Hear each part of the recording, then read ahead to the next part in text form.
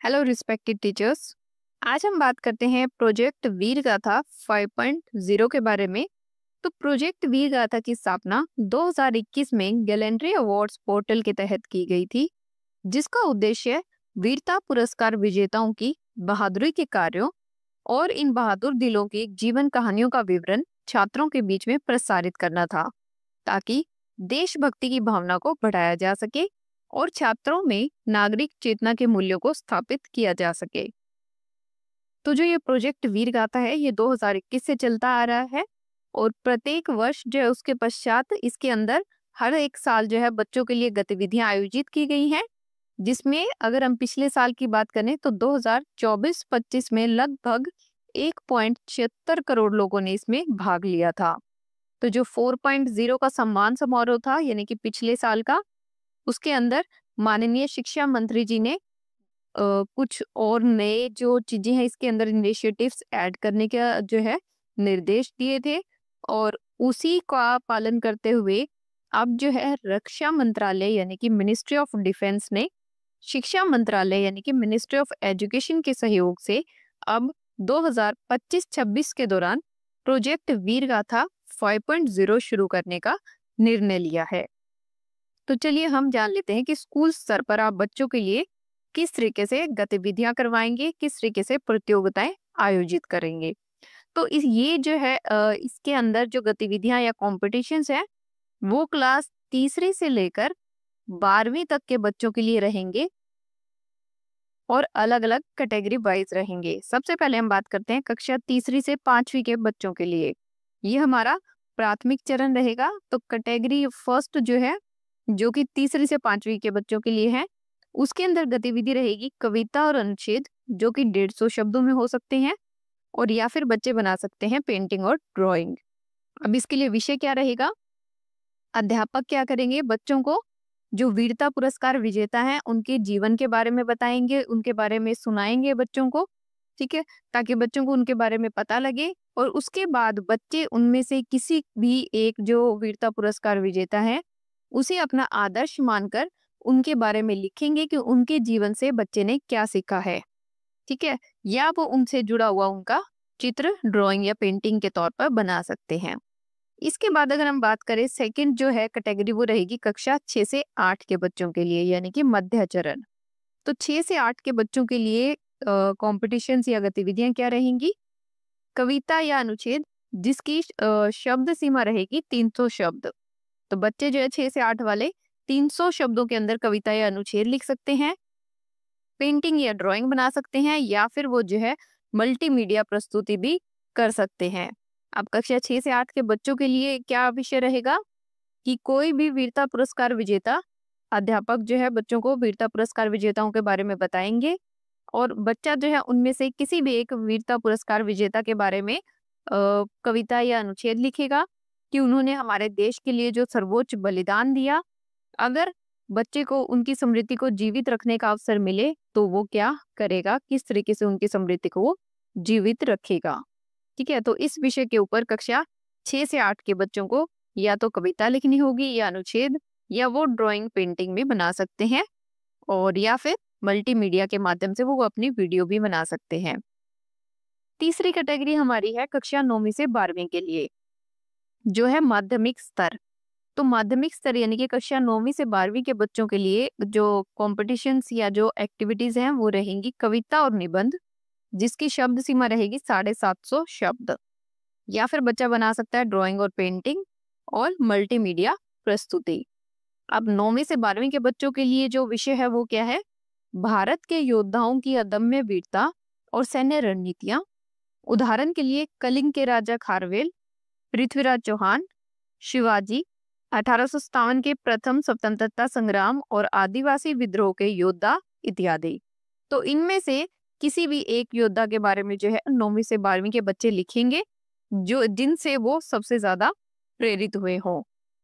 तो ये तीनों कैटेगरीज के लिए अलग अलग गतिविधियां रहेंगी। तो आप इन गतिविधियों के अकॉर्डिंग कक्षा तीसरी से 5वीं का कंपटीशन करवा लें, फिर कक्षा 6ठी से 8वीं का और कक्षा 9वीं से 12वीं के बच्चों के कॉम्पिटिशन्स करवा लें। और उसके बाद हम बात करते हैं कि किस तरीके से आपको कंपटीशन के बाद बच्चों का सिलेक्शन करना है।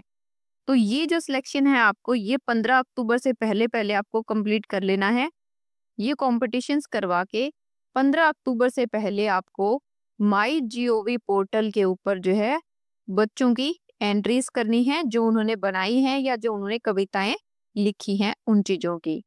तो इसके लिए क्या करना है, स्कूल क्या करेगा, सबसे पहले श्रेणी फर्स्ट यानी कि जो कक्षा तीसरी से पांचवी के बच्चे हैं उनमें से एक सर्वश्रेष्ठ प्रविष्टि जो है, एक सर्वश्रेष्ठ बच्चा सिलेक्ट कर लेंगे जिसने सबसे अच्छी ड्राइंग बनाई है या सबसे अच्छी कविता लिखी है। सिर्फ एक बच्चा आप सिलेक्ट करेंगे और उसकी एंट्री जो आप 15 अक्टूबर से पहले माई जीओवी पोर्टल के ऊपर अपलोड करेंगे।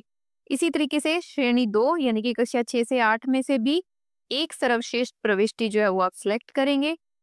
श्रेणी 3 में जो है कक्षा 9वीं से 12वीं में, कक्षा 9वीं से 10वीं के लिए एक सिलेक्ट करेंगे और कक्षा 11वीं से 12वीं के बच्चों में से एक सर्वश्रेष्ठ प्रविष्टि जो आप सिलेक्ट करेंगे और उनको जो है आप उसके बाद पोर्टल के ऊपर, माई जीओवी पोर्टल के ऊपर स्कूल की लॉगिन करके स्कूल की आईडी से, स्कूल के फोन नंबर से आप जो है इन प्रविष्टियों को माई जीओवी पोर्टल पर 15 अक्टूबर से पहले अपलोड कर देंगे। अगर आपका प्राइमरी स्कूल है तो आपकी सिर्फ एक एंट्री होगी माई जीओवी पोर्टल पे।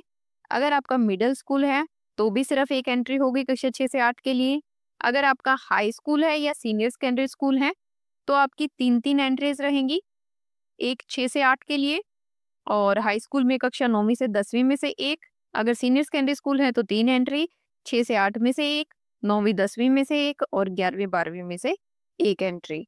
तो इस तरीके से जो है आपको ये टोटल 4 प्रविष्टियां, अगर आपका स्कूल पहली क्लास से लेकर 12वीं तक का स्कूल है यानी कि जो प्राइवेट स्कूल्स हैं वो 4-4 एंट्रीज कर सकते हैं और बाकी जो गवर्नमेंट स्कूल्स हैं वो कक्षा श्रेणियों के अनुसार जो अपनी एंट्रीज जो है अपलोड करेंगे।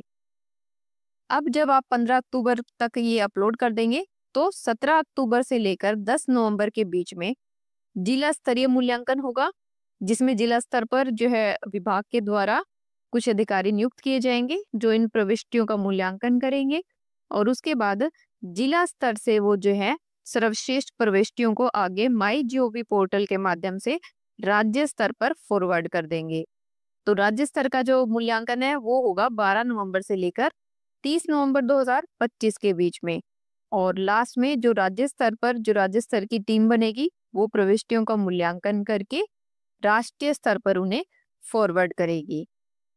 इस तरीके से अब अगर हम बात करें कि जो आगे विजेता निकलेंगे हमारे राष्ट्रीय स्तर तक जो पहुंचेंगे उनको क्या क्या इनाम मिलेंगे, तो हर स्तर पर विजेता घोषित होंगे और राष्ट्रीय स्तर पर जो है टॉप 100 स्टूडेंट्स जो हैं वो सिलेक्ट किए जाएंगे और उन्हें जो है राष्ट्रीय स्तर पर सम्मानित किया जाएगा, जिसमें अगर कैटेगरी 1 जो श्रेणी 1 है तीसरी से पांचवी की उसमें से 25 विजेता रहेंगे, श्रेणी 2 जो 6 से 8 की है उसमें से 25 और श्रेणी 3 में से टोटल 50 विजेता जो है वो चुने जाएंगे। तो इस तरीके से जो नेशनल लेवल है वहाँ पे टॉप 100 स्टूडेंट्स को जो है सम्मानित किया जाएगा। इसी तरीके से राज्य स्तर से जो है हर एक स्टेट से जो है टॉप 8 जो विजेता हैं वो आगे पहुंचेंगे। जिला स्तर से जो टॉप 4 स्टूडेंट्स होंगे वो जो है आगे स्टेट लेवल पे पार्टिसिपेट करेंगे। इसके साथ ही साथ जो विजेता रहेंगे उनको हर स्तर पे जो है सर्टिफिकेट्स दिए जाएंगे, प्रमाण पत्र दिए जाएंगे। जो जिला स्तर पर जो है सर्वश्रेष्ठ रहेंगे उन्हें भी जिला स्तर की तरफ से प्रमाण पत्र मिलेंगे। जो राज्य स्तर से सर्वश्रेष्ठ सिलेक्ट होंगे उन्हें राज्य स्तरीय और जो नेशनल लेवल पे पहुंचेंगे उन्हें राष्ट्रीय स्तर के जो प्रमाण पत्र है वो दिए जाएंगे। इसके साथ ही साथ आप ध्यान दें कि शिक्षा मंत्रालय भारत सरकार और रक्षा मंत्रालय भारत सरकार प्रत्येक विजेता को रक्षा मंत्रालय द्वारा 10,000 रुपए का नगद पुरस्कार भी दिया जाएगा। जो विद्यार्थी नेशनल लेवल पे टॉप करेंगे, टॉपर्स की लिस्ट में आएंगे, उनको हर एक स्टूडेंट को 10,000 रुपए जो है रक्षा मंत्रालय और शिक्षा मंत्रालय के द्वारा दिए जाएंगे। तो इस तरीके से ये जो है हमारे स्टूडेंट्स के लिए बहुत ही अच्छा मौका है। तो डियर टीचर्स, आप सभी से रिक्वेस्ट है कि आप स्टूडेंट्स को मोटिवेट करें, उनके कॉम्पिटिशन्स करवाएं और जो हमारे स्टूडेंट्स स्कूल के अंदर फर्स्ट पोजीशन सिक्योर करते हैं उन स्टूडेंट्स की जो एंट्रीज है आप जल्द से जल्द माई जीओवी पोर्टल के ऊपर करवा दें। अगर आपकी कोई क्वेरीज हो या आपको कुछ प्रॉब्लम आती है माई जीओवी पोर्टल से रिलेटेड तो आप कमेंट सेक्शन में हमसे पूछ सकते हैं। इसी के साथ ही हम वीडियो को यहीं एंड करते हैं और आपसे मिलते हैं नेक्स्ट वीडियो में। तब तक के लिए tata bye bye, thanks for watching.